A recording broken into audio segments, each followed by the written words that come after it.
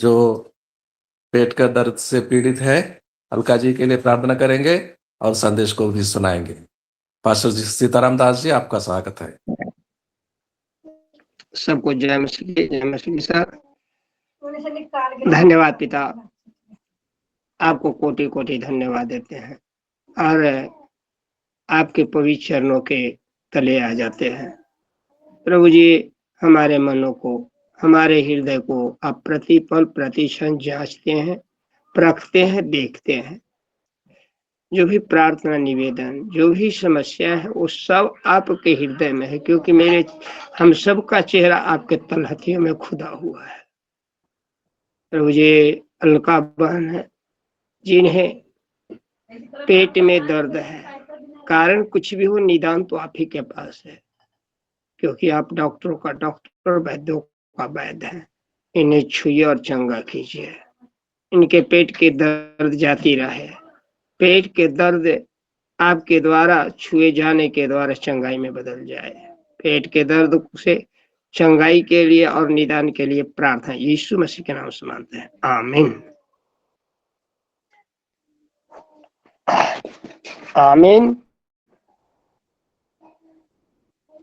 बिना समय गवाए हुए हम सभी निकाल लेंगे पहला यूहन्ना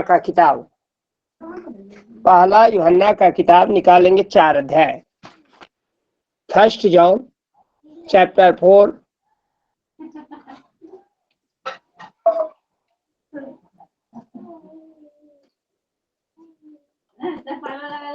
1 to 6 है। आवाज आ रही है सर? हेलो जी हेलो सॉरी, आवाज जी आ रही है जी। 1 जॉन चैप्टर 4 1 to 6 है, वर्स 1 to 6 है। पहला यूहन्ना 4 अध्याय का 1 से 6 तक पढ़ेंगे। जी पढ़ो सर। जी। हे प्रियो, हर एक आत्मा की प्रतीति ना करो, वरन आत्माओं को परखो कि वे परमेश्वर की ओर से है कि नहीं, क्योंकि बहुत से झूठे भविष्यवक्ता जगत में निकल खड़े हुए हैं। परमेश्वर का आत्मा तुम इस रीति से पहचान सकते हो, जो आत्मा मान लेती है कि यीशु मसीह शरीर में होकर आया है, वह परमेश्वर की ओर से है, और जो आत्मा यीशु को नहीं मानती, वह परमेश्वर की ओर से नहीं है। और वही तो मसीह के विरोधी की आत्मा है, जिसकी चर्चा तुम सुन चुके हो कि वह आने वाला है और अब भी जगत में है। हे बालकों, तुम परमेश्वर के हो और तुमने उन पर जय पाई है, क्योंकि जो तुम में है वह उससे जो संसार में है बड़ा है। वे संसार के हैं, इस कारण वे संसार की बातें बोलते हैं और संसार उनकी सुनता है। हम परमेश्वर के हैं, जो परमेश्वर को जानता है वह हमारी सुनता है। जो परमेश्वर को नहीं जानता वह हमारी नहीं सुनता। इस प्रकार हम सत्य की आत्मा और भ्रम की आत्मा को पहचान लेते हैं। Hallelujah hallelujah. धन्यवाद पिता, स्वर्ग और पृथ्वी के परमेश्वर, बुद्धि का दाता। आपने कहा कि अगर बुद्धि की घटी है तो मांगा कर। हाँ प्रभु जी, आपने कहा कि समय जब होगा मैं तेरे मुंह में अपने वचनों को डालूंगा। प्रभु जी, अभी बुद्धि की जरूरत है। जो वचन आपने दिया आज के दिन के लिए, प्रभु जी आके बहुत से दास सुन रहे हैं। सुनने के लिए हर एक के कानों को खोलिए, हृदय को खोलिए, और प्रभु जी पवित्र आत्मा अपनी ओर से हम सब में होकर बोलिए और समझ दीजिए। वचन का सीख और बुद्धि लिए जाने में स्वर्गीय मदद होने के लिए प्रार्थना यीशु के नाम से मांगते हैं, आमीन। अभी हम लोग देखने जा रहे हैं आत्मा को परखो। क्या test the spirit, test the spirit, आत्माओं को परखो। कहता है, यहाँ कहता है हे प्रियो, अंग्रेजी में लिखा है बिलव्ड। हे प्रियो, हर एक आत्मा की प्रतीति न करो। Do not believe every spirit. आप हर एक आत्मा की प्रतीति करो परंतु यहाँ साफ कहता है कि परंतु या वरन आत्माओं को परखो कि वे परमेश्वर की ओर से है कि नहीं, क्योंकि मुंह से झूठे भविष्यवक्ता में निकल खड़े हुए हैं। ये यूहन्ना का भविष्यवाणी है। उस समय ही निकल खड़े हुए थे और आज तो कहना ही नहीं है। बहुत से परमेश्वर मसीह ने कहते सावधान रहो, चौकस रहो, तुम भरमाए न जाओ। आप प्रकाशित वाक्य में पढ़ेंगे, वहां भी लिखा है कि चौकस रहो। भरमाने वाली आत्मा तुम्हारे बीच काम कर रहा है। वो और कहा है कि निकला है तो तुम्हीं में से, लेकिन वो तुम्हारे हैं नहीं। अगर वो तुम्हारे होते तो वो परमेश्वर के पुत्र को परमेश्वर के ओर से आया हुआ मानते हैं, लेकिन मानते नहीं है। यहाँ स्पष्ट कहता है कि आपको प्रत्येक को इससे बहुत ही जरूरी है, क्योंकि बहुत से मसीही लोग, भविष्यवक्ता लोग, आज हर कोई जो बीटीएच भी नहीं करते हैं या बीटीएच करते हैं, अपने नाम के आगे प्रोफेट लिख देते हैं। मैं बहुत से ऑनलाइन देखता हूँ कि सब अपने नाम के पास आगे कोई अपोस्टल लिखा है, कोई कहता है जहाँ पर आइए प्रोफेटिकल वर्ड दिया जाएगा, आपके बारे में बताया जाएगा। इस तरह की बातें लिखी हुई मिलती है, क्योंकि वे झूठे भविष्य कलिसिया में घुस आए हैं। यहाँ यूहन्ना कहता है कि आपकी कलिसिया में झूठे भविष्यवक्ता घुस आएंगे और भविष्यवाणी किया करेंगे। यह बात इस विषय में भी सत्य होगी कि अंत के दिनों में बाइबल रहित धर्म सिद्धांतों के प्रति सहनशीलता बढ़ जाएगी। ये बाइबल आधारित सिद्धांत नहीं, बल्कि धार्मिक सिद्धांत बाइबल पर तो चलेंगे, लेकिन कोई और बातों को लेकर चलेंगे। झूठे प्रचार को करेंगे, झूठे वाणियां कहेंगे, सब कुछ करो। बाइबल कहते कि तुम ना शुद्ध वस्तु छुओ और न खाओ, लेकिन वो क्या कहते कि देखो एक जगह लिखा है कि तुम अगर सच्चे हृदय से करते हो तो वो सब शुद्ध हो जाता है।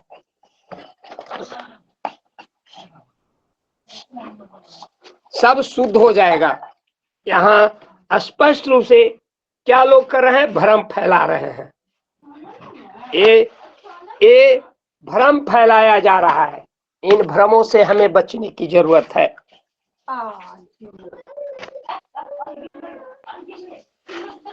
इन भ्रमों से हमें बचने की जरूरत है। यहाँ स्पष्ट रूप से फैलाया जाता है। यहाँ कहा जाता है, जैसे पढ़ेंगे पहला तीमुथी 4:1 है। पहला तीमुथी 4:1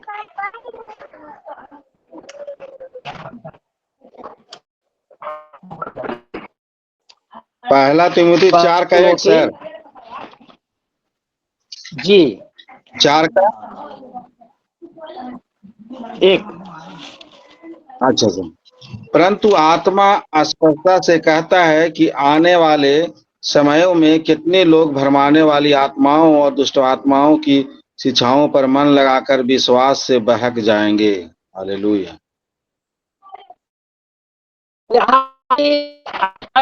आत्माओं के परख के बारे में पौलुस भी कहते हैं कि आत्मा से कहता, आत्मा से कहते लोग, भविष्यवाणी के किताब में लिखा है कि चुने हुए लोग भी भरमाए जाएंगे। भरमाने वाली आत्माओं और दुष्ट आत्माओं की शिक्षाओं पर मन लगाकर विश्वास से बहक जाएंगे। वो बाइबल की शिक्षा नहीं, संसार की शिक्षा पर मानेंगे और बहक जाएंगे। साथ में हम जब एक चीज और देखते हैं, दूसरा पत्रस दूसरा का 1 और 2, दूसरा पत्रस दूसरा अध्याय का 1 और 2, दूसरा पत्रस दूसरा अध्याय का 1 और 2।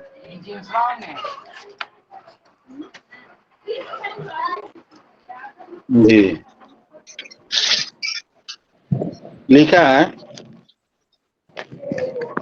जिस प्रकार उन लोगों में झूठे भविष्यवक्ता थे, उसी प्रकार तुम में भी झूठे उपदेशक होंगे, जो नाश करने वाले पाखंड का उद्घाटन छिप छिप कर करेंगे और उस स्वामी का जिसने उन्हें मोल लिया है इनकार करेंगे और अपने आप को शीघ्र विनाश में डाल देंगे।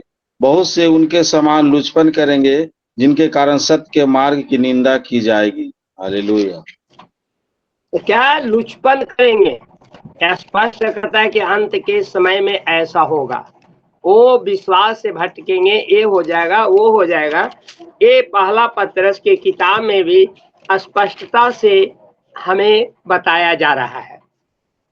और यहाँ जब हम आगे की ओर देखते हैं तो यहाँ मसीहियों को बाइबल स्पष्ट रूप से आज्ञा देती है कि वे उन बातों को परखे जो अपने को मसीही, अपने आप को मसीही शिक्षक कहते हैं, मसीही लेखक कहते हैं, मसीही प्रचारक कहते हैं, भविष्यवक्ता कहते हैं।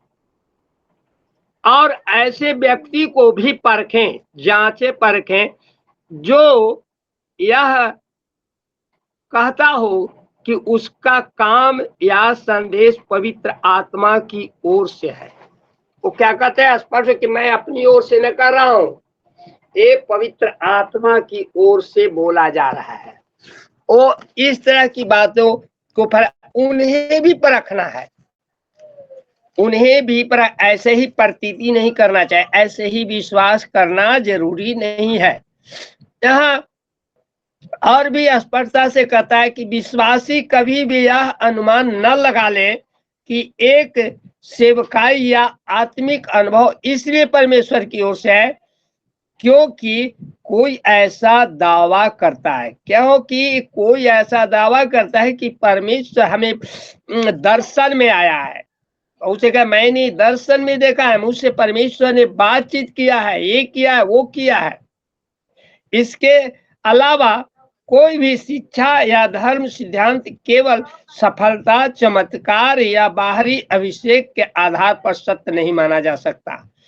कोई चमत्कार पर करता है, कोई सफलता दिखाता है, कोई बाहरी अभिषेक को दिखाता, पवित्र आत्मा का अभिषेक नहीं। कहता है कि मैं तुझे अभिषेक करूंगा। मुझे भी कई बार कहा कि सीताराम भाई चलिए, आपको पवित्र आत्मा के अभिषेक की जरूरत है, आप पंजाब चलिए, पंजाब में पवित्र आत्मा का अभिषेक होता है। मुझसे कई लोग बोले, विश्वासी लोग बोले, लेकिन मैंने इन बातों पर विश्वास नहीं करता। यहाँ हम 1-2 वचन को देखेंगे कि पहला कुरिन्थियों 14 का 29, फर्स्ट कुरिन्थियंस 14:29, वर्स 29, फर्स्ट कुरिन्थियन 14 का 29। ओके सर जी। लिखा है, भविष्यवक्ताओं में से 2 या 3 बोले और शेष लोग उनके वचन को परखे। हालेलुया। ये क्या कहते हैं? भविष्यवक्ताओं में से 2 या 3 बोले और बाकी लोग है परखे कि वास्तव में वचन बोला जा रहा है बाइबलिकल है या बाहरी है। अगर बाइबलिकल है और बाइबल के अनुसार वो काम कर रहा है तब तो हम उसे मानेंगे।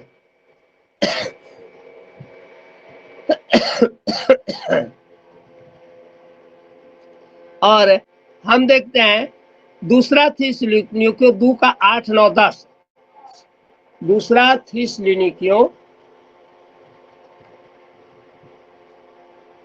2 2 का 8 से 10 तक।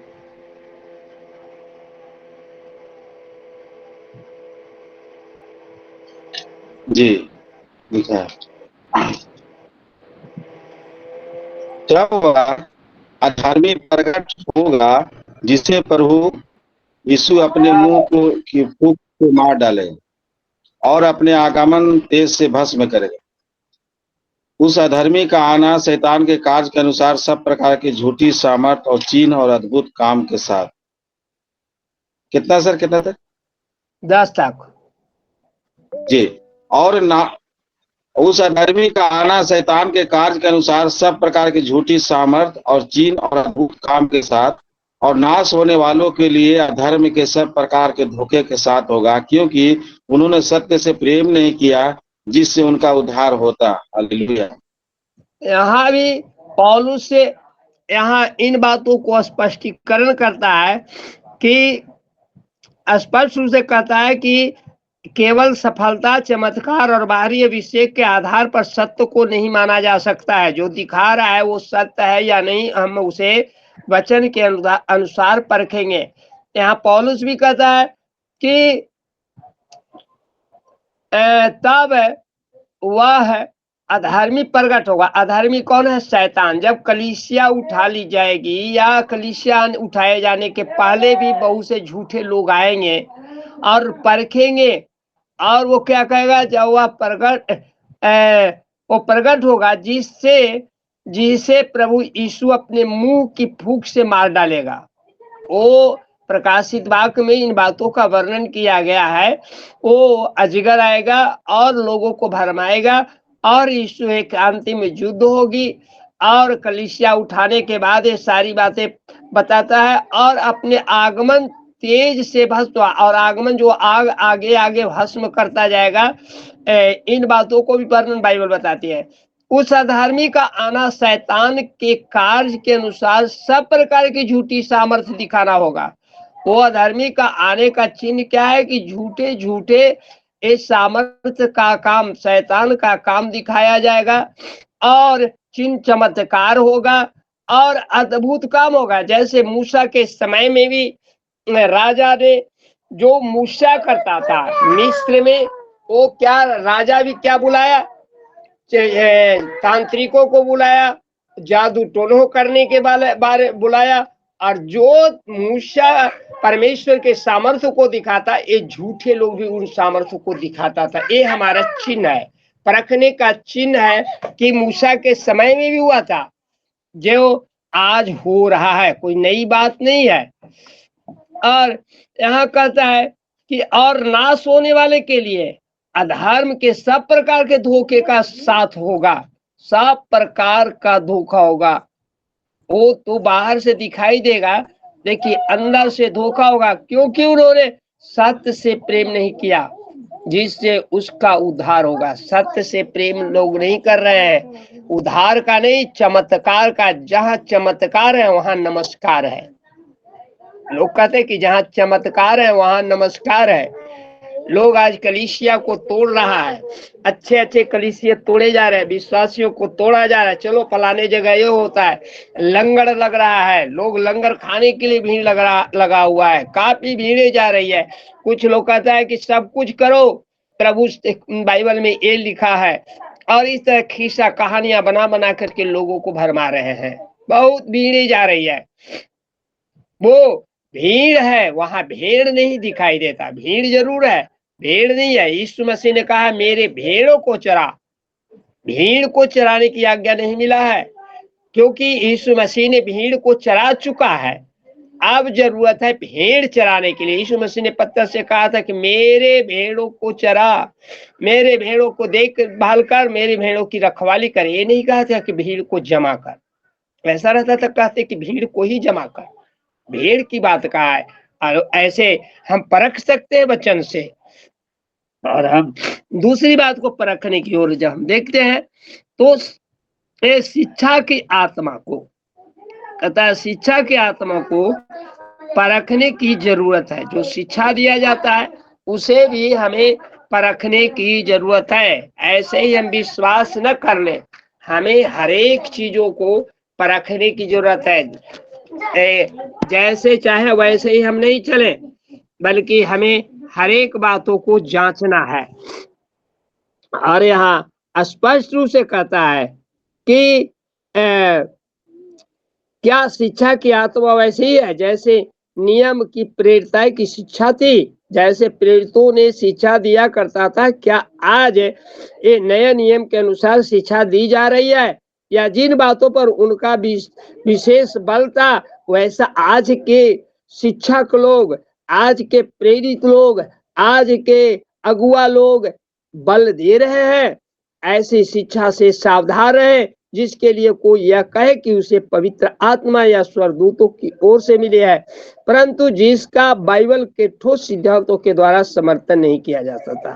क्या कहता है? तो बहुत से झूठे शिक्षा आ गए हैं, मसीहियों के बीच में बहुत से झूठे शिक्षा आ गए हैं, और वो पवित्र आत्मा की ओर से नहीं। वो क्या कहता है कि मुझे पवित्र आत्मा ने दर्शन में ये बताया है, वो बताया है, लेकिन वहां उद्धार नहीं है, मात्र चमत्कार है और नमस्कार है। शिक्षकों के जीवन की परखना बहुत जरूरी है। जो शिक्षा बाइबल का देते हैं उनके जीवन को परखना, जो क्या वो जैसा यीशु मसीह ने कहा था वैसे कहे कि मेरे पीछे हो ले और अपने सारे पुराने कामों को, सारे मनुष्यत्व को त्याग दे। दुष्ट संसार से उसका संबंध तोड़ना है और तोड़ करके मसीहियों की प्रभुता के परिवेश में जाना चाहिए, ये भी अनिवार्य है। हम रोमियो 10 का 9 को देखेंगे। रोमियो 10 अध्याय का 9।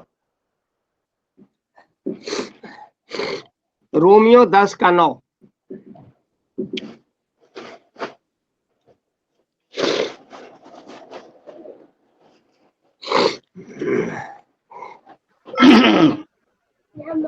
जी, लिखा है कि यदि तू अपने मुंह से यीशु को प्रभु जानकर अंगीकार करे और अपने मन से विश्वास करे कि परमेश्वर ने उसे मरे हुए में से जिलाया, तो निश्चय उद्धार पाएगा। हालेलुया।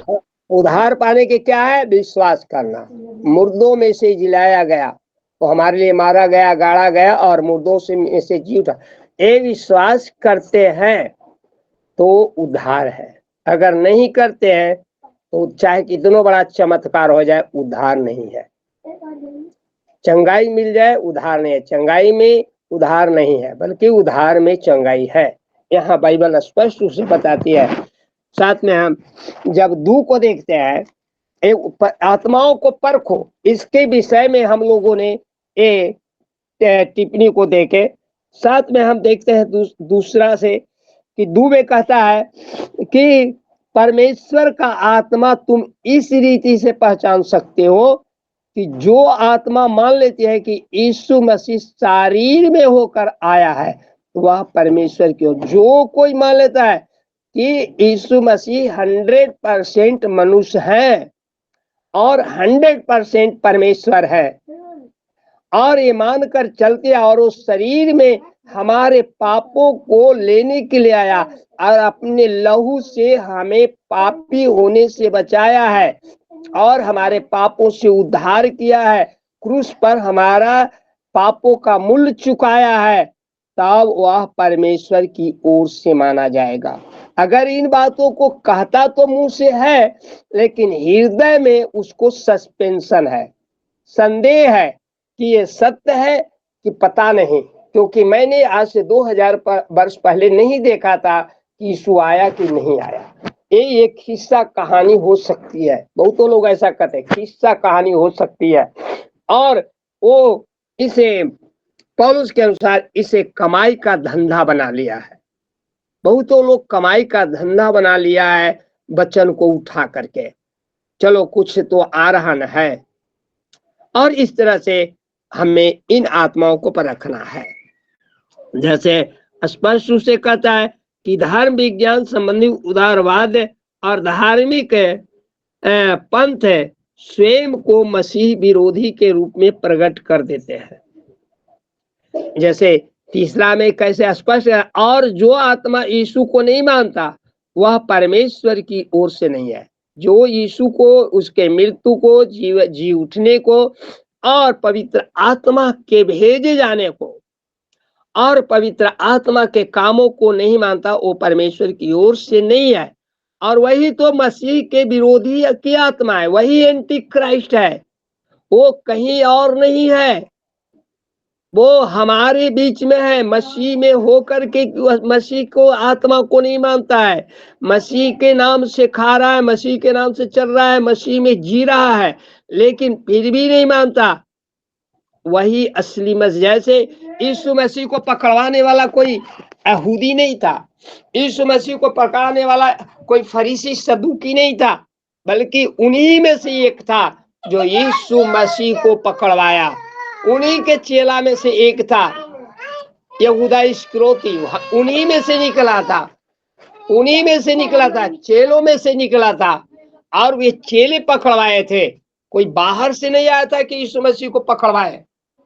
हम इन बातों को देखते हैं और यहाँ इन्हीं बातों को स्पष्ट रूप से कहता है कि वे आत्मा यीशु को नहीं मानती। यीशु में जीवन जी रहा है, यीशु को कर रहा है, यीशु के नाम बपतिस्मा ले, सब ले लिया, प्रचार करता है, सब करता है, लेकिन नहीं मानता है। वो कहता है कि ये कोई अच्छी बात नहीं है। बहुत से ऐसे लोग हैं। वही तो मसीह विरोधी आत्मा है, जिसको चर्चा तुम सुन चुके हो कि वह आने वाला है और अभी जगत में है, आने वाला है और जगत में है, वो अभी भी है, आने वाला तो है ही, लेकिन हम में वो काम कर रहा है। मसीह विरोधी आत्मा हम में काम कर रहा है, क्योंकि हम मसीह को सच्चे हृदय से नहीं मानते। क्योंकि यीशु मसीह ने एक आज्ञा दिया है, अगर इन आज्ञा को नहीं मानते हैं लोग, तो वो भी हम में तो है, लेकिन मसीह में नहीं है, हम ही में से है। क्या कहा है कि यदि तू अपने भाइयों से प्रेम करते हो, क्या कहता है? अब यीशु मसीह स्वर्ग जाते जाते क्या कहते हैं? कहते हैं कि तू अपने भाइयों से प्रेम करो। प्रेम करने का आज्ञा देता है, अपने भाइयों से प्रेम करो। किन मसीही भाइयों से? हम बिहार से है, जहानाबाद से है, बहुत से लोग यूपी से जुड़े होंगे, बहुत से लोग नेपाल से जुड़े हैं, कई भाई आंध्रा से जुड़े हैं, तमिलनाडु से जुड़े हुए हैं, कई जगह से जुड़े हैं। ये परमेश्वर का प्रेम है, हम आपस में प्रेम करते हैं। ये प्रतीति होती है कि हम यीशु मसीह के हैं, यीशु मसीह की आज्ञाओं को पूरा करते हैं, हमारी आत्माओं को परख रहा है। और यहाँ 4 कहता है कि हे बालकों, तुम परमेश्वर के हो। कहाँ काम है? जितने भी हम ऑनलाइन जुड़े हुए हैं, वो सभी हम परमेश्वर के हैं। हम में ही एंटी क्राइस्ट आएगा, कहीं बाहर से नहीं आएगा। वो बाहर से हमारे शरीर को हानि करने वाला आएगा, आत्मा को हानि नहीं करेगा। हमारे कलीसिया को तोड़ फोड़ कर रहा है, हत्याएं कर रहा है, लेकिन आत्मा बच रही है। वो सोचता है कुछ लोग इन लोग को मार देंगे तो मसीहियत खत्म हो जाएगी, खत्म नहीं होगी, बढ़ रही है। लेकिन हम में है, हम में रह करके हमारे साथ घात कर रहा है, वही एंटी क्राइस्ट है, आत्माओं को नाश कर रहा है रह करके। इसी बीच में यहूदा इस्करियोती 12 चेलों के बीच में था, यीशु मसीह को नाश किया। हाँ, वो यीशु मसीह को 30 सिक्कों में पकड़वा दिया, कोई बाहर से नहीं आया था। और यहाँ हम 4 में देखे, हे बालकों, तुम परमेश्वर के हो और तुमने उन पर जय पाई है। इस पर पाप पर जय पाई है, हम कुदृष्टि पर जय पा लिया है, हम शैतान के बनाए हुए नियम और कानून पर जय पाया है, हम विधि विधान पर जय पाया है, हम उसके अनुसार नहीं चलते हैं, क्योंकि जो तुम में है वह उससे जो संसार में है बड़ा है। हालेलुया, कितनी अच्छी। क्योंकि तुम में है, हम में कौन है? जो है वो पवित्र आत्मा है, जो यीशु मसीह ने हमें बयाने में दिया है। वो कह कर गया कि मैं तुझे अनाथ नहीं छोड़ूंगा, तेरे लिए एक सहायक भेजूंगा जो सर्वदा तुम्हारे साथ रहेगा। वो यीशु मसीह को भी मिला था, कबूतर के नाई उतरा था और वो शरीर में रहा था, लेकिन जब शरीर स्वर्ग में गया तो एक समय में हजारों लोगों पर ये पवित्र आत्मा उतरता है। और उतर के क्या करता है, एक कहता है कि उसमें जो संसार में है बड़ा है, वो पवित्र आत्मा संसार में जो दुष्ट आत्मा है उससे बड़ा है, उस पर जय पाया है। 5 कहता है वे संसार के हैं। क्या है, वे संसार के हैं, ये पृथ्वी के नहीं है। ये जो संसार में है संसार के हैं, इस कारण वे संसार की बातें बोलते हैं। यहाँ हम जो 4 को देखे, जो तुझ में है, जो तुझ में है उससे बड़ा है, और हमें क्या है, पवित्र आत्मा है।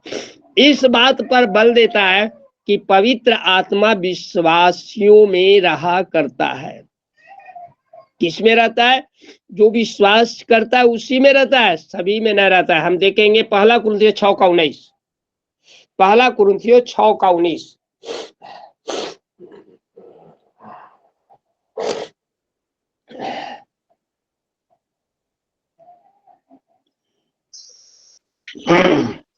पहला कुरिन्थियों 6 का 19 लिखा है, क्या तुम नहीं जानते कि तुम्हारा देह पवित्र आत्मा का मंदिर है जो तुम में बसा हुआ है और तुम्हें परमेश्वर की ओर से मिला है, और तुम अपने नहीं हो क्योंकि दाम देकर मोल लिए गए हो, इसलिए अपनी देह के द्वारा परमेश्वर की महिमा करो। हालेलुया।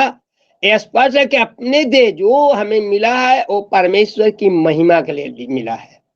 हम पहले क्या थे हम जानते हैं, अब क्या है हम जानते हैं, आने इस भले समय में क्या होंगे इसके लिए तैयारी कर रहे हैं। ऐसा नहीं कि जो थे वही अभी है, हमें मिला है, सौगात मिला है, हमें खरीदा गया है, साफ किया गई बात को कभी नहीं बोलेंगे, कभी नहीं बोलेंगे। हम लोग एगो अपने गीत गाते हैं कि कन्हैया सलीविया ले ले, दुख के डगरिया दे ले, किया हो मोर मनमा। ये इस तरह से एगो भोजपुरी गीत गाते हैं, बहुत सुंदर गीत है, क्रूस का गीत है। यीशु मसीह ने हमें बचाने के लिए हमारे दुखों को अपने ऊपर ले लिया, यहाँ स्पष्ट रूप से बताता है। साथ में यहाँ कहता है कि आत्मा के द्वारा ये हम पाए हैं, शैतान, परीक्षाओं, लालसाओं, दुख, सताव और झूठी शिक्षा सहित संसार की बुराइयों पर विजय पा सकते हैं। हमें जो मिला है उसके सहायता से हम लोग पाप पर विजय पा सकते हैं, शैतान पर विजय पा सकते हैं, हमारे हर परीक्षाओं पर विजय पा सकते हैं, हमारी जो लालसाएं हैं उन्हें कुचल करके हम आगे बढ़ सकते हैं, दुख को सह सकते हैं, सहने का सामर्थ्य मिला है, हर सताव को सह करके आगे बढ़ने के लिए परमेश्वर का अनुग्रह हमारे साथ है। और जो झूठी शिक्षा है, सही संसार की बुराइयां जो पैदा हो रही है, उस पर हमें विजय प्राप्त करने का अधिकार पा सकते हैं और हमारे जीवन में परमेश्वर की इच्छा को भी सफलतापूर्वक सिद्ध कर सकते हैं। परमेश्वर की इच्छा जो है उसे पर हम विजय पा करके यह सिद्ध कर सकते हैं कि हम परमेश्वर के ही हैं। हमें परखा जा सकता है, जांचा जा सकता है, हम इससे अलग नहीं हैं और हम स्पष्ट रूप से जानते हैं कि हम परमेश्वर के हैं। हम लोग जानते हैं कि परमेश्वर के हैं। जब हम परमेश्वर के हैं तो परमेश्वर का गुण और धर्म हम लोगों में रहना चाहिए, संसार का नहीं। हमें परमेश्वर के यीशु मसीह के जैसा प्यार होना चाहिए, निंदा शिकायत करने वाला नहीं रहना चाहिए, दूसरे पर दोष लगाने वाला नहीं रहना चाहिए, हमें सारे दोषों को सह लेना चाहिए। हम पर तरह तरह के लोग दोष लगा रहे हैं, मसीहियों में ही से मसीह लोग लगा रहे हैं, उसे सह लेना चाहिए, क्योंकि हम जानते हैं वचन के अनुसार कि अगर वो परमेश्वर की ओर से रहता तो परमेश्वर के लोगों पर दोषारोपण नहीं करता। वो पर है परमेश्वर, वो तो है हम ही में से, लेकिन वो परमेश्वर की ओर से नहीं है। इन बातों को हम आत्माओं को परखें, ये जाने। और हम एक कहता कि जो परमेश्वर को मानता है वह हमारी सुनता है। अगर जो परमेश्वर की आत्मा के द्वारा चला है, पवित्र आत्मा का अभिषेक है, पवित्र आत्मा से भरा हुआ है, वो हर एक परमेश्वर की लोगों की बातों को सुनता है और सुन करके वो जानता है कि अपनी ओर से नहीं, परमेश्वर की ओर से बोल रहा है। जो परमेश्वर को नहीं जानता वह हमारी नहीं सुनता। वो आप लोगों को कौन नहीं सुनता है? जो परमेश्वर की भी नहीं सुनता है। जब हम लोग प्रचार करते हैं कलीसिया में, तो कुछ लोग ऐसे होते हैं जो सुनना ही नहीं चाहते हैं, बकवास समझते हैं, ये गलत बोल रहा है। वैसे लोग परमेश्वर की ओर से नहीं है। और कहता है कि इस प्रकार से हम सत्य की आत्मा और भ्रम की आत्मा को पहचान लेते हैं। ये चिन्ह दिखाया गया है। इन वचनों पर परमेश्वर बहुतायत से आशीष दे। धन्यवाद पिता, ये सुंदर सा वचन जो आज आपने अपने दासों के बीच जीवन का रोटी और जीवन के जल के रूप में पवित्र आत्मा आप देने में मदद और सहायता किया है। धन्यवाद आपको। और प्रभु जी, हम सभी सुने, हम सब पर आशीष का कारण हो। ये वचन में 30 गुना, 60 गुना, 100 गुना कार्य करने पाए और अपने अनुसार पवित्र आत्मा चलाने पाए। आशीष दीजिए। सब कुछ आपके हाथों में सौंपते हुए प्रार्थना यीशु मसीह के नाम से मांगते हैं, आमीन। और आगे का समय धनराज सर के हाथों में सौंपते हैं, आमीन। बहुत अच्छा संदेश सुना रहे थे पास्टर सीताराम दास जी, जहानाबाद बिहार से। हम कैसे बचे वो गलत शिक्षक, हमें भरमाने वाले, यीशु मसीह के सत्य मार्ग से भरमाने वाले, बहकाने वाले से कैसे बचे, ये बहुत अच्छी तरीके से सीखे हम। अब साजन कोसी सर सामने आएंगे और इस विषय पर अपने 2 महत्वपूर्ण बातों बोलकर, विशेष बातें बोलकर खुलासा करेंगे। Sajan Kosi sir. Praise the Lord, praise the Lord. धन्यवाद प्रभु का, कि पवित्र दास ने कई एक बातों को बड़े समझाइश के साथ रखा। धन्यवाद प्रभु का। कैसे हम पवित्र आत्मा को पा सकते, कैसे हम पवित्र आत्मा की अगुवाई में चल सकते, इन तमाम बातों का उदाहरण हम देख रहे थे, सुन रहे थे, पढ़ रहे थे। पिता होने दे पिता, ये नितांत आवश्यक है। यदि हमारी अगुवाई प्रभु के द्वारा है तो हमारा जीवन दो रंगी ना हो।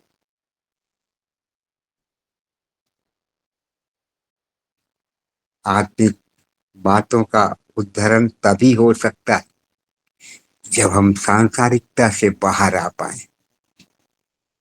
सांसारिकता हमारे जीवनों से बाहर आने पर ही हमारा जीवन आत्मिकता की दहलीज को पा सकता, आत्मिकता की ओर बढ़ सकता। हमारा गिलास आत्मिकता के उस प्यार से जीवन संवर सकता। धन्यवाद। तभी हम अपने घर के तमाम लोगों के साथ उस उद्देश्य को जो प्रभु हमें देने के लिए रखा है पूरी कर पाएंगे। तब हमारा पड़ोस हमसे आओ भगत में, उस प्यार में, उस पवित्र आत्मा की अगुवाई में होने की मांग रखेगा। धन्यवाद प्रभु। वचन सिद्ध है, ताया हुआ है। एक एक उदाहरण हमें वचन के तहत मिलता है। विश्वासियों का पिता अब्राहम के बारे में हमने कई उदाहरण देखे, पढ़े हैं, जाने हैं। पिता परमेश्वर, काश हमारा जीवन भी उस पवित्रता और धार्मिकता को जानकर, मानकर, सहेज कर पिता उस ओर हम बढ़ पाए, चल पाए। पिता आइए हम छोटी सी प्रार्थना कर लें। धन्यवाद, धन्यवाद, धन्यवाद प्रभु। वीकेंड के इस समय के लिए हम धन्यवादी हैं पिता। कल के विशेष दिन को फिर हम आपसे आशीषित चाहते प्रभु। कई एक बातों में पिता हमारा जीवन आपको भाता हुआ ही रह पाए पिता, ऐसी आशीष की बरकत चाहते प्रभु। धन्यवाद प्रभु, धन्यवाद प्रभु। आगे के समयों में पिता कई एक प्रकार के प्रोग्राम है पिता परमेश्वर, कई एक जगह जाना पड़ सकता है पिता परमेश्वर। यस लॉर्ड, आज एक जगह शाम को यहाँ से करीब 125 किलोमीटर दूर एक मीटिंग है जिसमें हमारे बिशप साहब भी आए हुए हैं दिल्ली से, वहाँ जाना है और उनके मलयालम के बोधन को इंटरप्रेट करना है, मतलब ट्रांसलेट करना है। उसके लिए मुझे भी वहाँ उपस्थित रहना पड़ेगा। और कल एक जो पुराना एक छोटा सा प्रार्थना भवन था वो चर्च के रूप में परिणित हो गया और कल उसकी स्थापना है। धन्यवाद प्रभु। उन्हें दे पिता, आगे की हर एक योजना आपके तहत रहने पाए, आशीषित कीजिए पिता। अगुओं को विशेष तौर से आपके हाथ में देते, अपनी स्थापना में, अपने एक एक कार्यक्रमों में पिता आपकी आशीष और बरकत होने पर हर एक बात के लिए धन्यवाद। आदर और महिमा के साथ प्रार्थना को प्यारे प्रभु यीशु मसीह के नाम से मांगते, आमीन आमीन आमीन। सजन कोशी सर आपको धन्यवाद देते हैं। अब समय है, कोलकाता से हमारे बेटी तैयार है, ज्योति हरी। ज्योति हरी जी सर, सभी को जय मसीह। धन्यवाद देते हैं प्रार्थना के लिए विश्वनाथ प्रसाद सर को, और सुंदर सा भजन के लिए धन्यवाद देते हैं कुसुम मैम को, और धन्यवाद देते हैं वचनों को पढ़े जाने के लिए कुसुम मैम को, और सर कुसुम मैम को, अलका मैम को, और अनीता मैम को, संगीता मैम को, और हेमश्री मैम को।